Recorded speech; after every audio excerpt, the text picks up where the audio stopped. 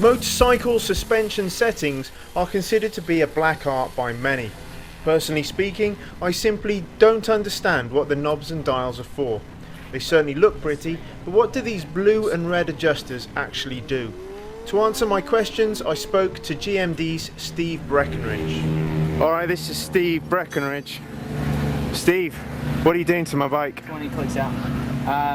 Rebounds kind of fast on the front and rear, so we're going to slow it down some with some dampening and go faster. So I'm going to go faster? If you got the capability, definitely. Steve explained to me that my rebound was too fast.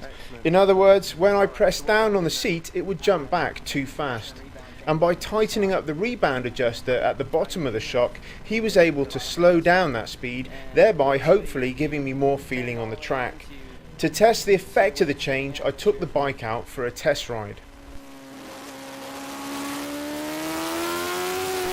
To be fair, the effect of the adjustment was very subtle, but it was also clear. Whereas before I had felt the bike wallowing through some of the faster corners, the effect of the rebound slowing gave me an immediate improvement in handling. The bike now felt slightly more stable and planted. As a result, it was easy to twist the throttle a little bit harder since the bike felt slightly more under control.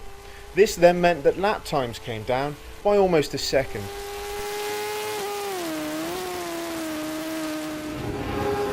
Communication between the rider and the suspension expert is crucial. The ability to describe the feeling on the bike as clearly as possible is necessary if the correct adjustments are to be made. Here I am seen using almost all the commonly used hand descriptors available. With a clear understanding of the problems, Steve is then able to make the necessary adjustments. Working closely with a suspension specialist like this will eventually result in a well-balanced machine that is a pleasure to race.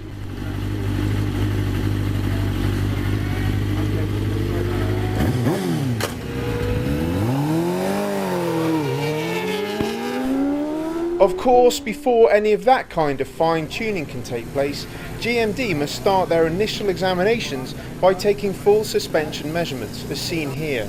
These settings can then be quickly and easily compared to a standard baseline for that type of bike, track and rider size combination.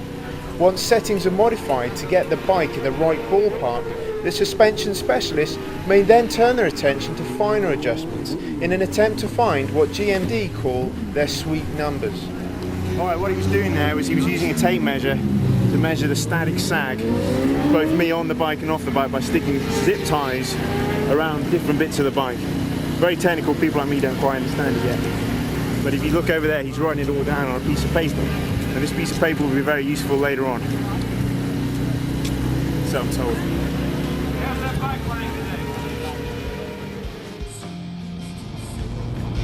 Hey, second place. Sweet. See, that's what we're talking about. Yes, second place was certainly very satisfying. It only left me wishing I had taken care of my suspension months earlier.